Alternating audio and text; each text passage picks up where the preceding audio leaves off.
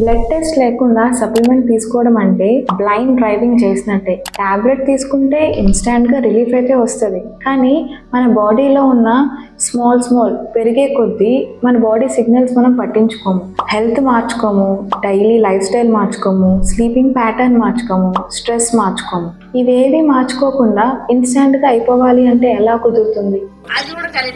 Tablet తీసుకుంటే ఇమ్మీడియట్గా relief అయితే వస్తుంది, కానీ స్లోగా మన బాడీ సిగ్నల్స్ని మనం ఇగ్నోర్ చేస్తాము. మన బాడీకి సెల్ఫ్ హీలింగ్ పవర్ చాలానే ఉంది, దానికి ఛాన్స్ ఇవ్వట్లేదు. Different tablets without doctor consultant లేకుండా చేసుకుంటున్నాం.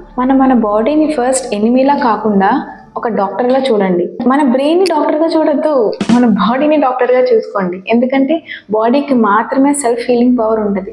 మీ బ్రెయిన్ని కామ్ చేసుకొని, మీ బాడీ సిగ్నల్స్ని అర్థం చేసుకొని, నేచర్తో కనెక్ట్ అయితే అంతకన్నా పెద్ద మెడిసిన్ ఇంకోటి ఏమీ ఉండదు. టాబ్లెట్ని ఆప్షన్గా వాడండి, రొటీన్లా కాదు. అది కూడా డాక్టర్ ప్రిస్క్రిప్షన్ చేస్తే తప్ప. ఏది పెడితే ఆ టాబ్లెట్ యూజ్ చేశారనుకోండి, ప్రేమ మూవీలో రేవతిలా అయిపోతారు.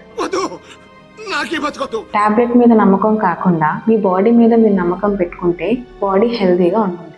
Thank you.